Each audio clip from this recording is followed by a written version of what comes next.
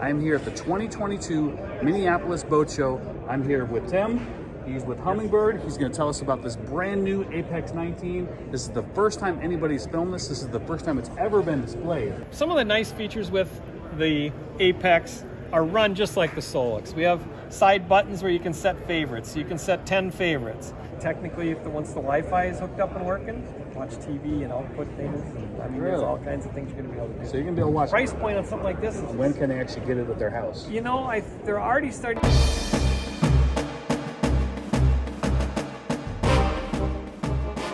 Hey everybody, welcome back to the channel. I'm Capt Peterson. If this is your first time here and you believe in continuous improvement, you love outdoor adventures with your friends, and you like cool gear, don't forget to hit the subscribe button below. We have many more videos to come. Basically what we've done with the Apex is built it off the Solix platform, so it's a touchscreen. Okay. We made some significant changes. We increased the resolution 25 to 30%. It's now 1910 by 1080. Okay, so you can see back in time on that thing almost. Yeah, and we added 2 Ethernet ports, so now I can hook up like Mega Live in, then go out to my network, so I don't need an extra Ethernet switch. I just have an extra port. Awesome. We have 2 transducers, one for an optional deep water transducer separate of the side imaging transducer. Okay, so how deep are you talking? Oh, ocean going depths. They designed it as a saltwater unit, so it's real narrow here, designed for flat in-dash on big saltwater boat. It has a dual processor, just like the Solix Gen 3 does, but it's faster, as fast as the Solix, I should say. Has more resolution.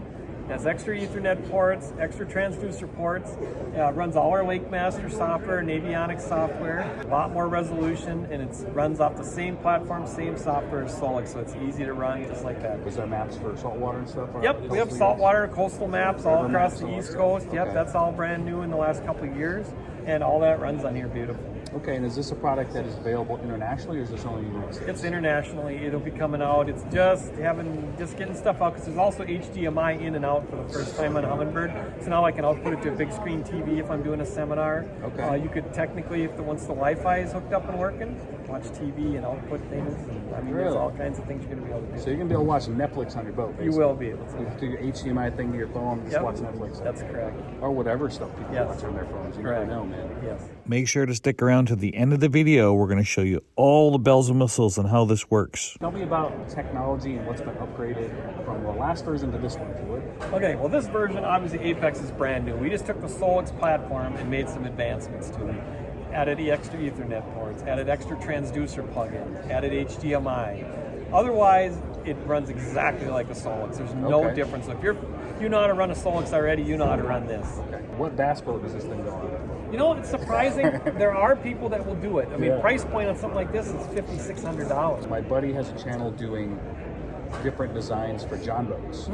He's got a YouTube channel, and it'd be really funny to see one of his little 14-foot souped-up John boats with one of these things. It's surprising nowadays. It's different than when I first started out. People really just don't bat an eyelash and spending $5,000 for a graph. And must be rough, one 3/4 ounce jig comes flying in, takes out the screen, and Yeah, my offshore boat, when I was running my charters down in Florida, I had 2 12 inches. Yeah, I thought those were big. This thing is ridiculous. Yeah, and I run 2 12s now, and now I'm going to put a 13 up on the bow, more for the 360 imaging, so I can see that in clearer, high resolution, which is going to be really, really nice. When you're fishing in a lake, along a structure, or in a river, that stuff is great. And offshore, what we would do with our side imaging is we drive real slow, and we could find wrecks with it sometimes. Correct. Really fun, but we burn a lot of gas going out on the Gulf of Mexico just searching for stuff on the side. Most definitely. But it works, man. And when you find them, it's gangbusters. It's worth it. Price points on stuff like this, a 13-incher runs you $3,600 to $4,000, depending if you buy it with a transducer without. You're more like $4,500 on the 16-inchers and about $5,600 on the big boy here, a big girl at 19 inches. And when can they actually get it at their house? You know, they're already starting to ship a few. They're having a little bit of issues just like with supply, like everybody else. So I can't tell you exactly when, but I would expect this spring we'll see more and more of them out in the market. I do know of a couple customers that have them already on their boats. Trolling for stripers and stuff. Okay, is there manufacturers that are installing these?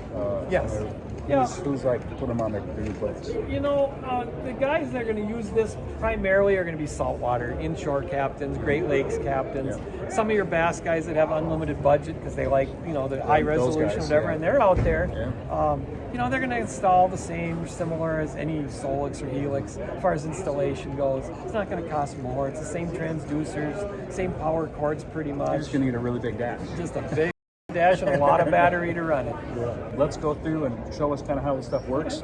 Nice thing with Apex is the ability to set presets. You can set 10 presets. You can press and hold, make a preset real easily, so you can jump around to something else really quickly. You can switch to 360 if you want. So you got all kinds of neat favorites you can set easy to do. A lot of the stuff can be done on this craft with the actual buttons. You can change colors easily.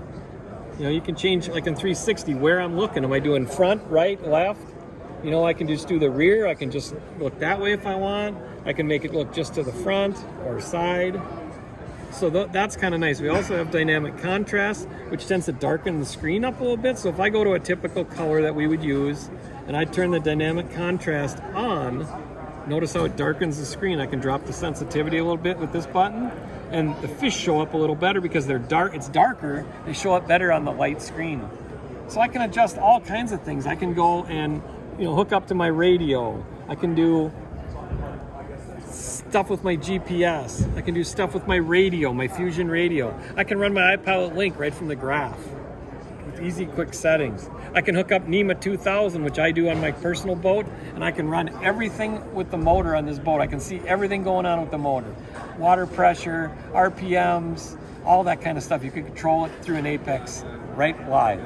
So it's very, very nice. There's your tunes right there. You can adjust your AM, FM Fusion radio.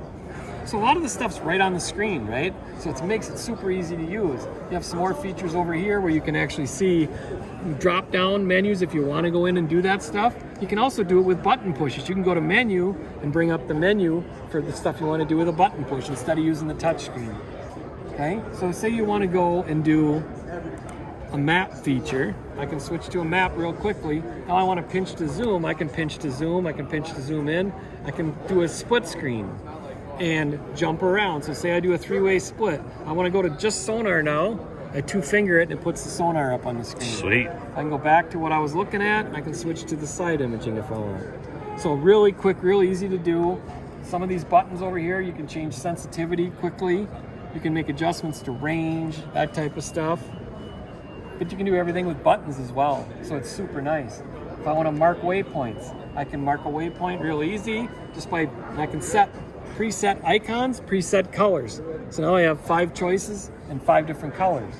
If I want to do it on the screen, like on side imaging, I can just press and hold, put down a waypoint, and I can tell it, yeah, I want to do that, and make it red.